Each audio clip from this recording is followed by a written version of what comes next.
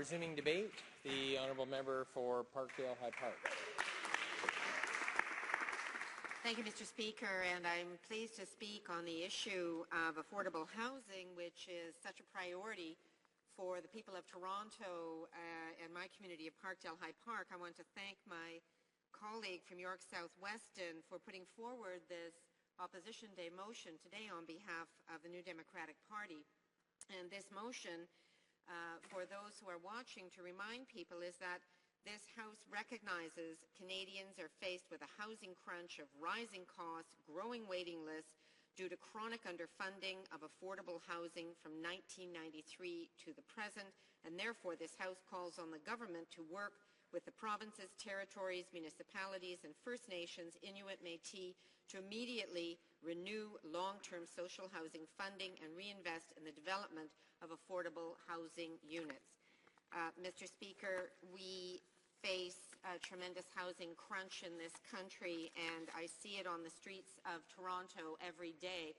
I see people whose wages don't allow them to pay the rents in the city of Toronto, and people who have other challenges, disabilities, mental health challenges, and the thing that they need most is a roof over their heads. They need housing stability, and that is what is lacking in the city of Toronto and across this country. Now, a country as large and as cold as Canada ought to have a national policy on this so that we can ensure that everyone is housed and has a warm, safe place to stay. But in fact, Mr. Speaker, Canada is the only OECD country, the only major developed country without a national housing strategy. And in fact, it has been without a housing strategy since the early 1990s. Why? We used to have one, but it was the Liberal government of the time that tabled a constitutional proposal calling for an end to its financial involvement in a number of areas of provincial jurisdiction, including housing. Pretty sad for a country as wealthy as Canada to abandon people that way. Liberals also ended cooperative housing funding, a program which over its lifetime built nearly 60,000 homes for low and moderate income Canadians. So let's look at the picture today, Mr. Speaker. 1 in 4 Canadians spends more than 30% of their income on shelter. 380,000 Canadians live in severe housing need, spending more than 50% of their income on shelter. We're also in a situation where Canadians have record high personal debt levels, where they owe $1.64 for every dollar of disposable income, and where housing prices are skyrocketing, especially in our urban areas. And I know in the city of Toronto, when houses are for sale, we have multiple bids, and so many families are just driven out of the housing purchase market because they just can't afford these skyrocketing prices, but there are so few affordable housing options. In addition to that, we have about 200,000 social housing units that will be at risk of closing when the long-term federal funding for social housing expires, and that would be a calamity for far too many Canadians. More and more young people are living at home with their parents. It used to be, back in 1981, about a quarter of young people between the ages of 20 and 29 lived with their parents. Today, that number is up to 42%. 42% of young people between 20 and 29 living with their parents. And I hear that from young people. I also hear that from their parents, who are so concerned about the next generation and what's going to happen to them. It is, Mr. Speaker, an absolute disgrace that we don't have a national housing strategy and that we're not investing the money that we have as a country into building the kind of housing that we need. I want to just tell you a bit about my community in Toronto. In Toronto, we have over 167,000 people on the affordable housing wait list, more than 90,000 households.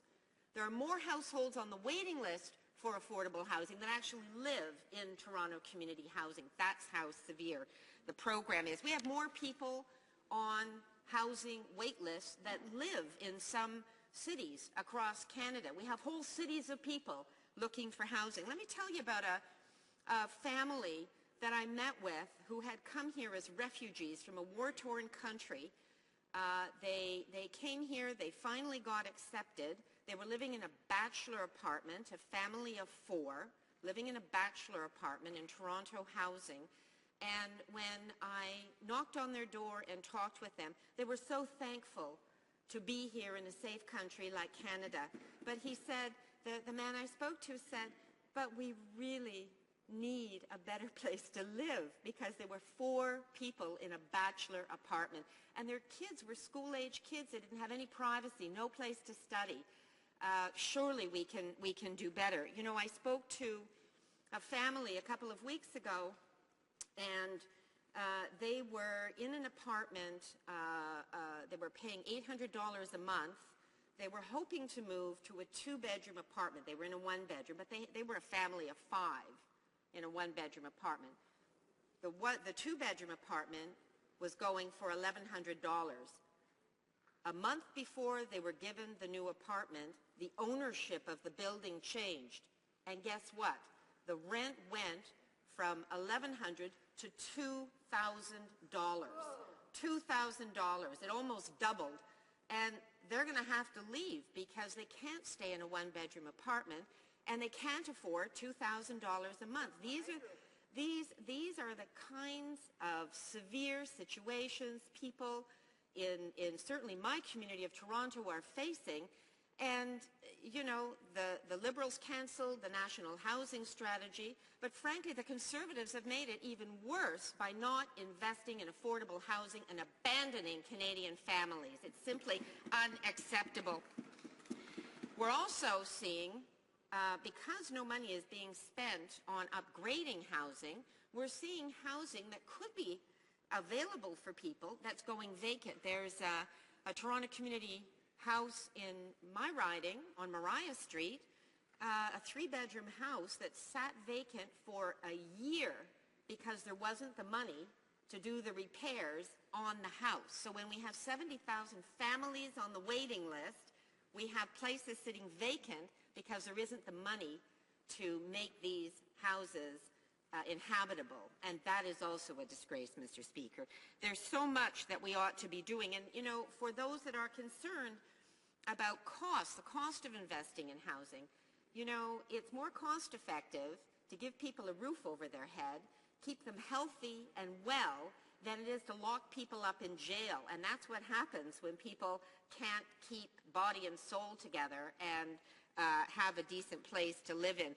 You know, what we're calling for as New Democrats is a cooperative approach from the federal government to work with provinces, territories, municipalities, First Nations to address housing needs together instead of abandoning everyone to their own resources, and to abandon this take it or leave it attitude that the federal government has had for so long. We need a commitment to work with the social housing sector. We need to renew these operating agreements and to provide one-time capital injections for renovations and to reinvest the savings from expired agreements that don't need to be renewed into developing new affordable housing units. We need to immediately invest in the development of new housing. This could be in the form of new investment from the federal government, low-cost loans from CMHC, or tax credits for developers of affordable housing, such as those proposed by the Federation of Canadian Municipalities. So many Canadian organizations support this, Mr. Speaker: the Chamber of Commerce, as I said, the FCM, the C.D. Howe Institute, many mayors across the country. Everyone seems to agree with it except the Conservatives, and we hope that with this debate we can change their minds. People of Toronto rely on it. Canadians rely on it. Let's just do our jobs, do a better job for Canadians, and let's keep a roof over everybody's head. Thank you, Mr. Speaker. Questions and comments? The Honourable Member for Kitchener-Conestoga. Well, Mr. Speaker, again, it's kind of unfortunate that we're here in this debate talking about housing especially for vulnerable people. And in 2014, our government renewed the Homeless Partnering Strategy, which primarily gave funds to the Housing First initiative. And I'd like to ask my colleague why she and her party would have voted against that initiative. And also in 2013, Mr. Speaker, there were some great initiatives on affordable housing. Budget 2013 committed $1.25 billion to affordable housing. Budget 2013 also committed $600 million in long-term funding to our homeless partnering strategy. And yet all of these initiatives, Mr. Speaker, my colleague and her party have voted against. But in addition to that, if she would have time, and I'm sure she will because the first answer won't take long, if she could outline to this House why their party would divert subsidy funds to subsidizing offices for partisan purposes rather than actually committing to funding housing for people who are vulnerable. Thank you, Mr. Speaker. The Honourable Member for Parkdale-High Park. First of all, let me say, Mr. Speaker, I appreciate the insecurity of the party opposite, but surely they don't want to waste time with such an important debate by exposing their partisan insecurity. So let me get right to the issue at hand here. Now, according to CMHC, the supply of affordable housing will decline in Canada by 21% between 2007 and 2017. That's unless we get elected in 2015 and we start fixing the problem. But the current amount of federal funding today in 2014 is lower than it was in 2007. So in spite of what we've just heard from the member opposite, clearly the facts speak of something different. So while Canadians, average Canadians, are struggling to make ends meet, young families are squeezed, young people don't have a decent place to live. We have far too many Canadians that face tremendous housing insecurity. I don't believe that those Canadians think highly of the brush off that this government is giving the serious issue of affordable housing.